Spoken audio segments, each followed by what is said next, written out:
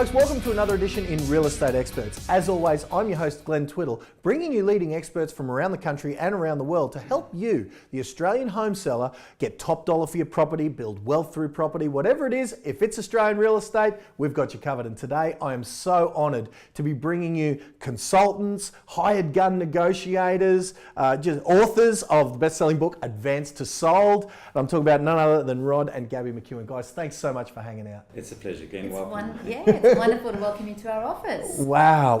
So before we get into the nitty-gritty of how you help people build wealth through property and all of that stuff, I've got to talk to you about you guys as parents. You managed to do all of these amazing things in your careers, but you've got to tell me about Michael and what he's doing internationally in his cricket scene. Tell me about, Rod, I'll start with you, mate. Tell me about how it feels to be the dad and what he's up to. Oh, extremely proud, Glenn. You know, he's just come back from 2.5 weeks over in England, or in Wales actually. He went over to train with the first and second 11 of Glamorgan. Wow.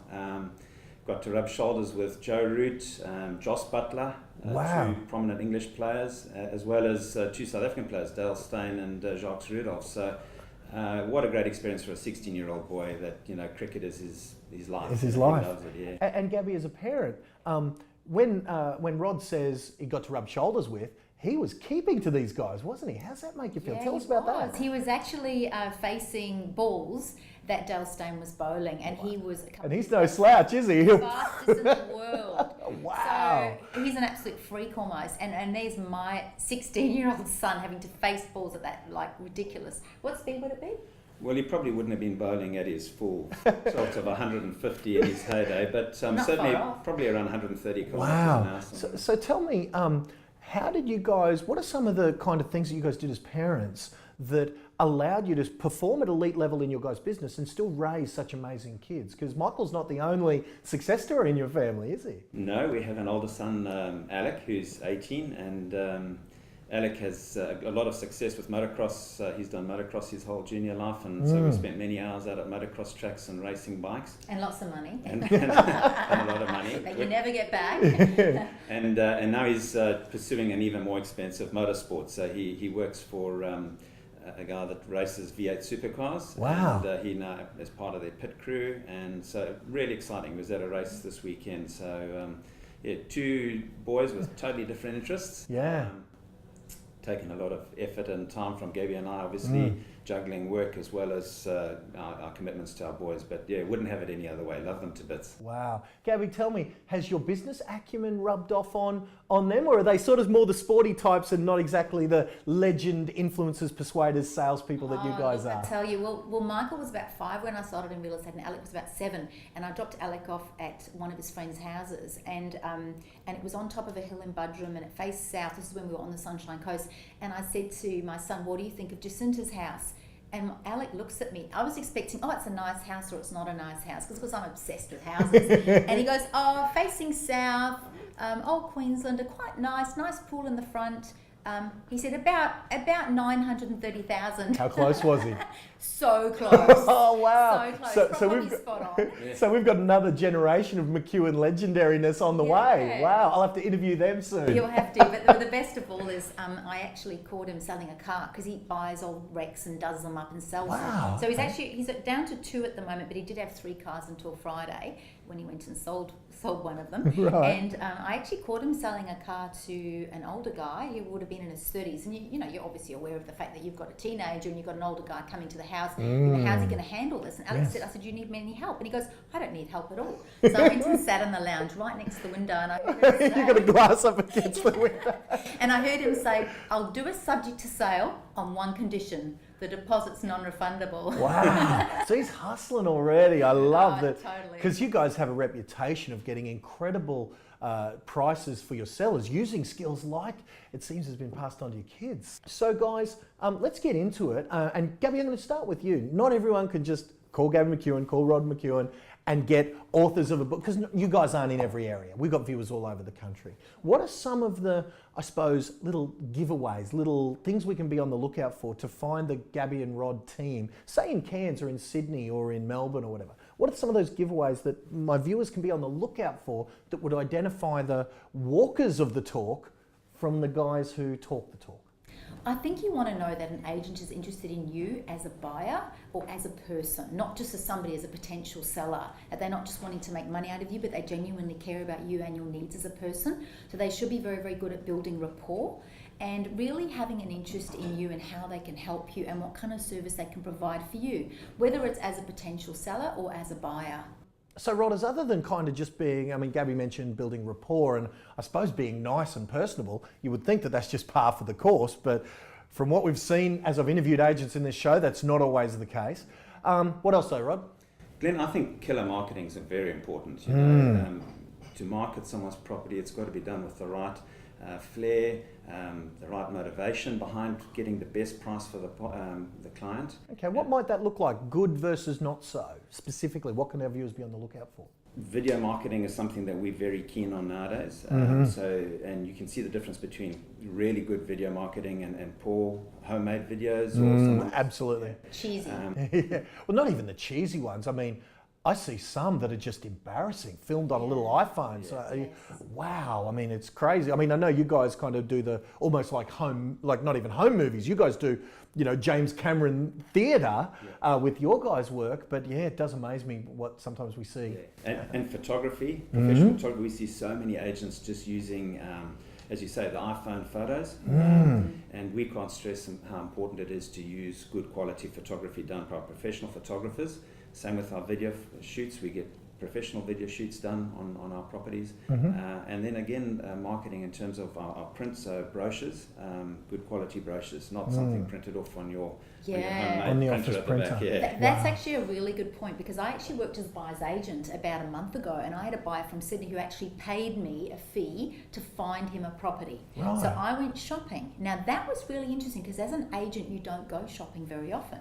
Let's face it, we're here doing our own open homes. So I literally took 2 days out of my schedule and I literally went hunting, and I went to that many open homes. I would have gone to about 15 to 20 in that day. I was just racing around. And how many agents gave me no brochure? How many of them sent me an electronic one? Now, an electronic one's great, don't get me wrong, we do the same. But really, people want something physical in their hand. And you want something that's going to lie on the coffee table and jump out at them on a continual basis. So they've got to act on it. They've either got to say, no, that one's not for us, or yes, let's put an offer in, let's make it happen. You know, people are so visual, and we forget how visual they are.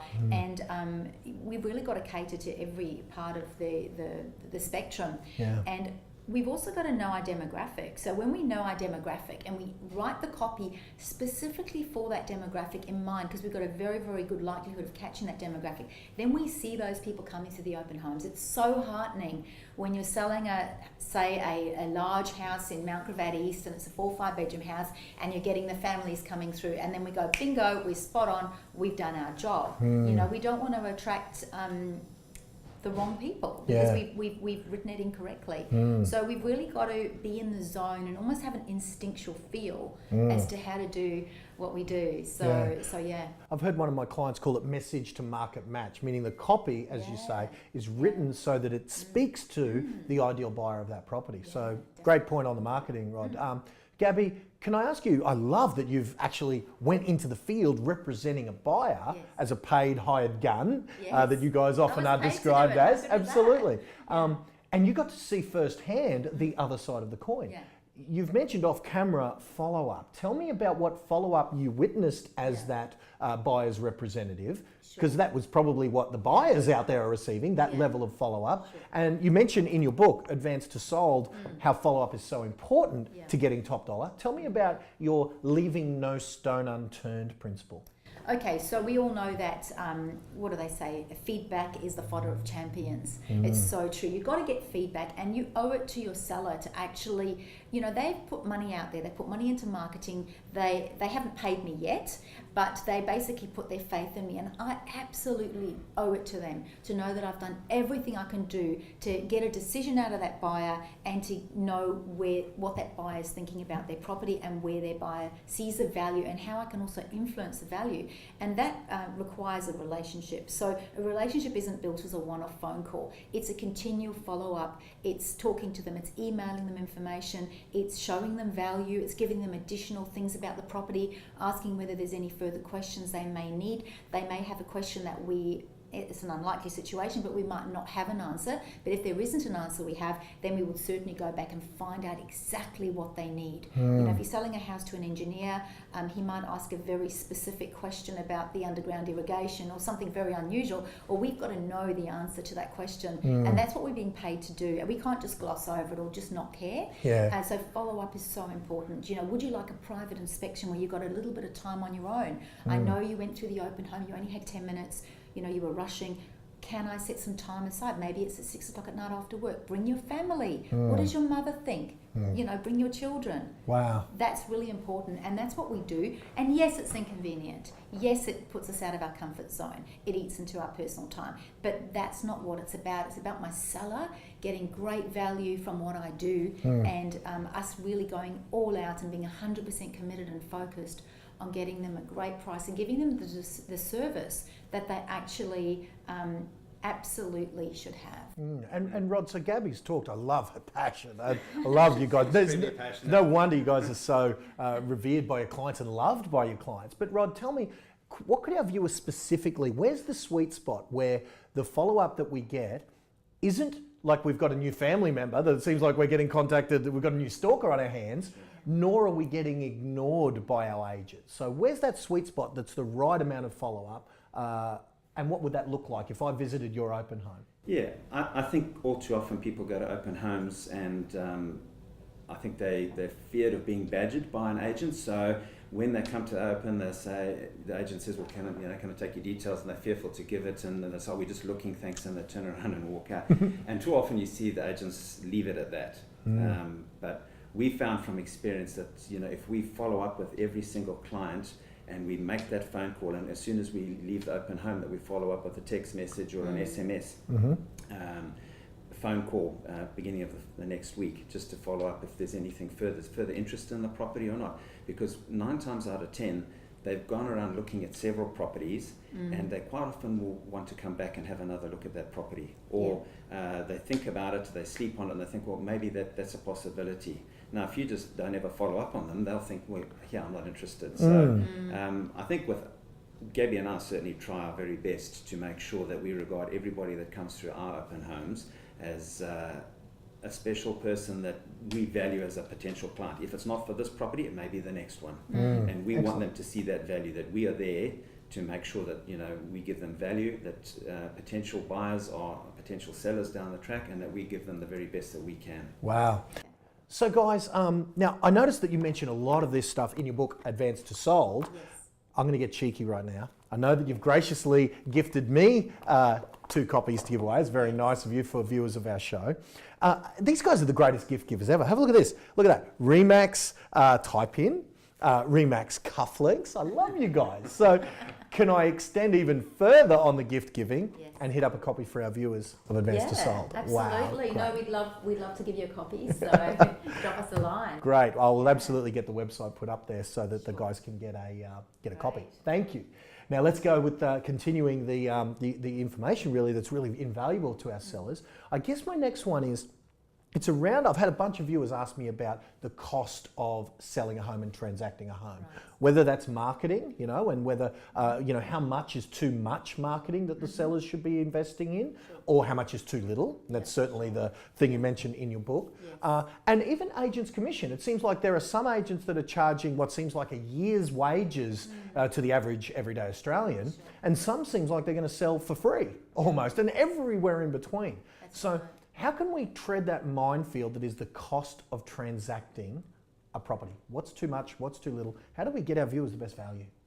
Okay, great question, Glenn. I think what you've got to have a look at is this is the biggest tax-free asset that you can actually sell. So you don't get taxed when you sell your home. So you've really got to maximise the price you get. There's no point in us getting you a half-hearted result or going with an agent that doesn't really care and it's just another listing. And if they get you an extra 10 or 15 grand, what would that mean to you, Glenn? If I got you an extra 15, 20 grand on your property, how would you feel? Yeah, I mean, it's how long would that take most of us to save that up? The That's answer is right. years. Exactly. That's exactly Yeah. So why would you want to take a gamble and not do things properly? So if you were selling a car, now with a car it's easy because you've got your little red book and you're not really going to sell it for more than the red book value, right?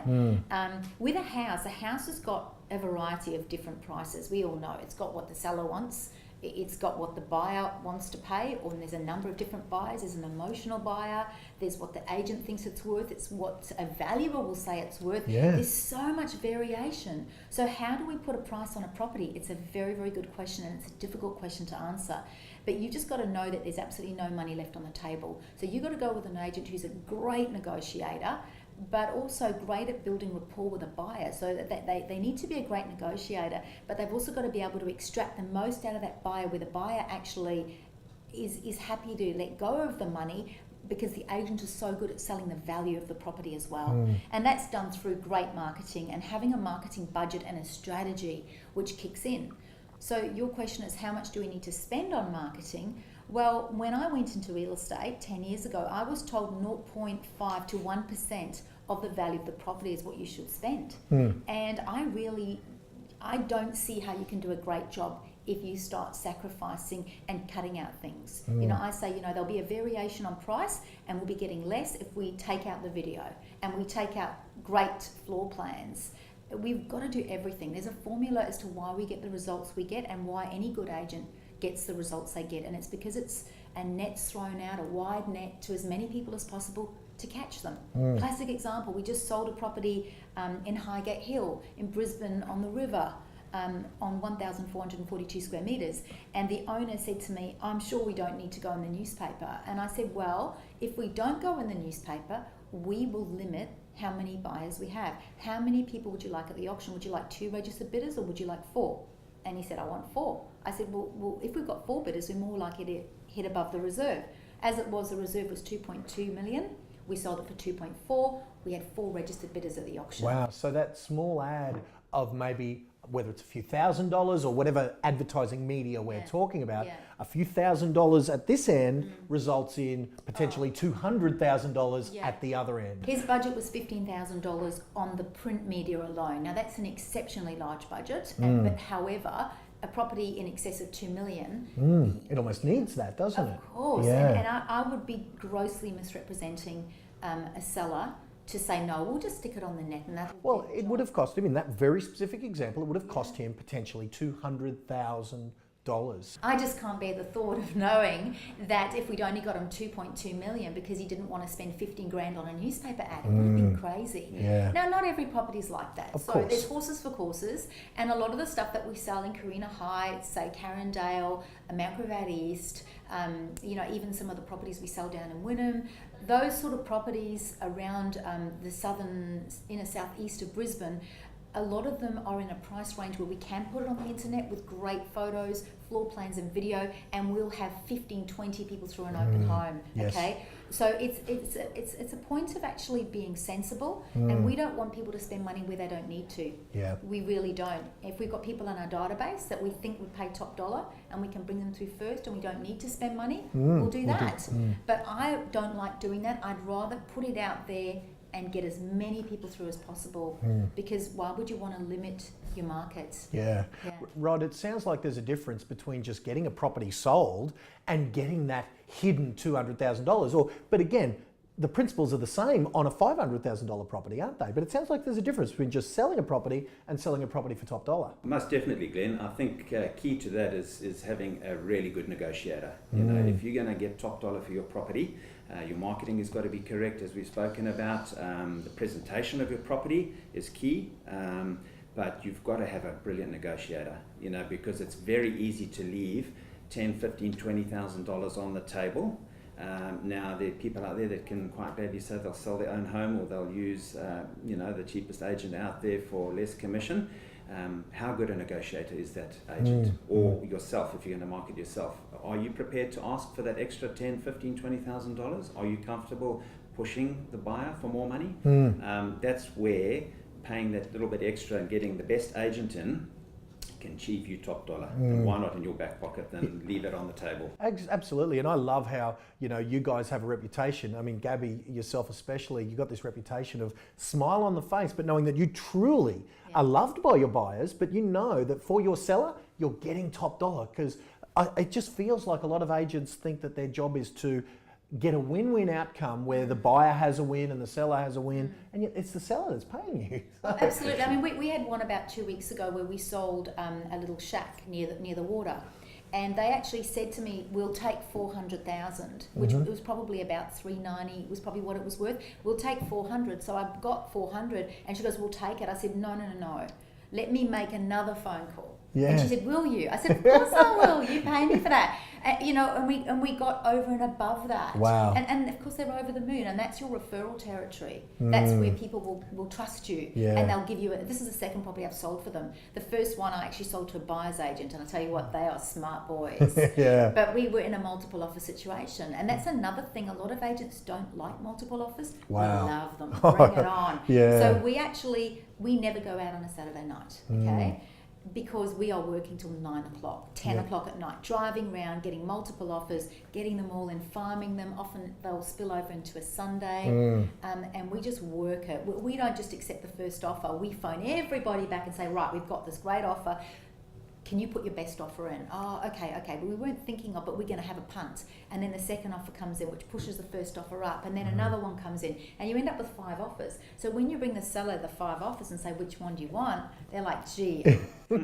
Your reputation is well deserved, you pair. I don't know about 9, 10 o'clock. Gabby's come home before after midnight. And I suppose that's the difference, that all agents aren't created equal. So find one that can do what you're describing. That's my best advice to our viewers, is find the Rod and Gabby team of your area that will go that extra mile. Exactly.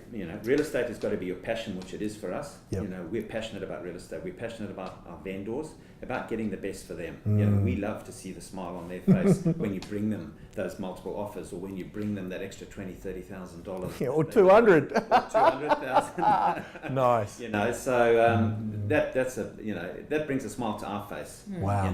And when we can find those heart buyers out there that are really looking, and they fall in love with the property because the marketing's been done properly, because the presentation of the property is top shelf, everyone walks away win-win situation. Nice. And for us, that's what makes it. I get it. I mean, I love the quote that I've heard from you guys that Zig Ziglar once said, is that if you help enough people get what they want, which is exactly what you do for your sellers, then you too will be rewarded with everything you want. It's magnificent to see you guys doing that. So guys, a lot of the viewers have asked me about the various methods of transacting a property. Yes. I mean, there are some agents out there that will just shove an auction down the seller's throat and do nothing else. And there are some agents there that say that auctions are the devil, and everywhere again in between. What's your guys' take? Gabby, I'll start with you, because you've got a reputation of being so good at the auction method of sale.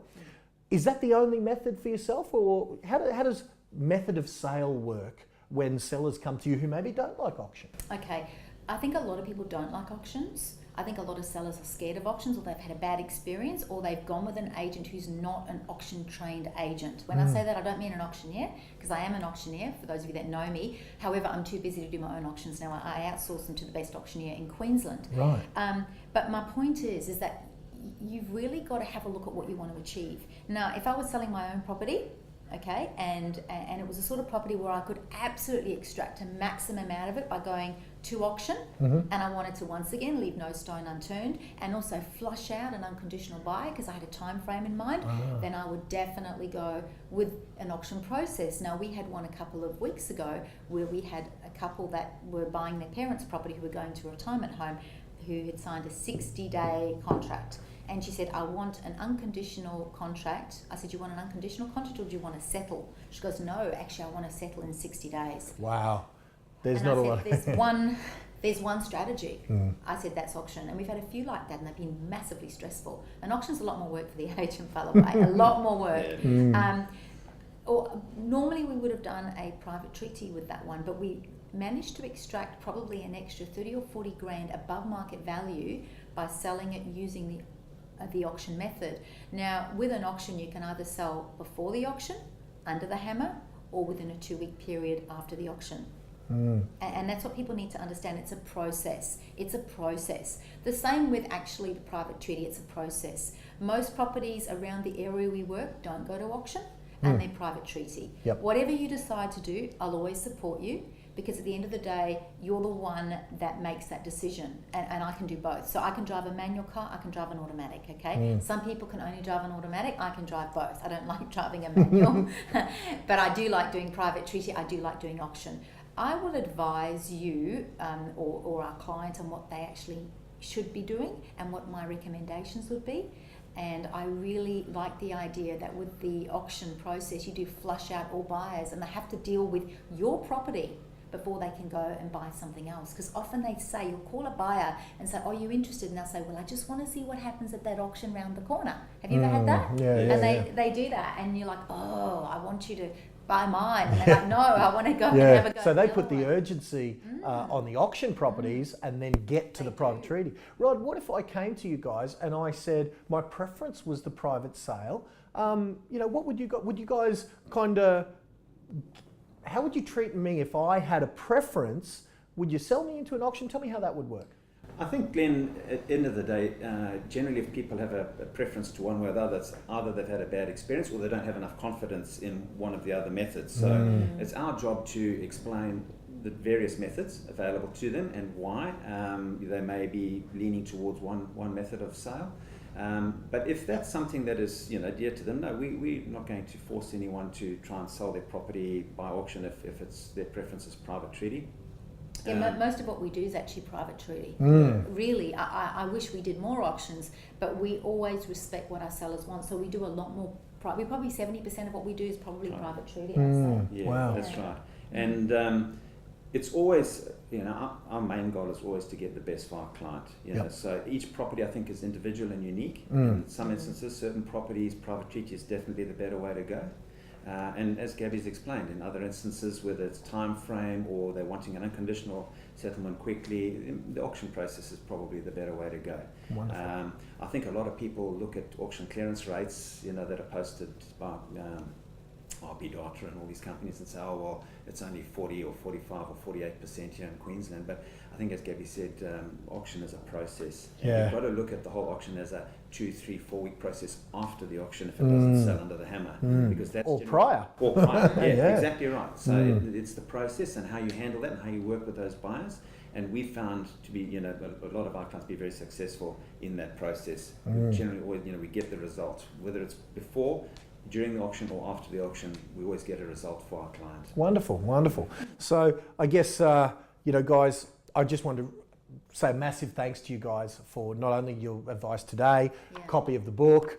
Yes. It's been really my honour picking your guys' brains and knowing that knowing that your sellers in your area are in very good hands, but I love the advice of how our viewers can absolutely find the Gaby and Rod McEwan team of their area. And Rod, I'm going to hit you up. I know that you've got so much experience, not only helping people sell their properties, but also build wealth through property. So guys, keep an eye out for another episode of this show where I'm going to pick Rod's specialty brain on how he builds people property portfolios and not just sell properties for the highest price. So I can't wait for that interview, Rod. Look forward to it.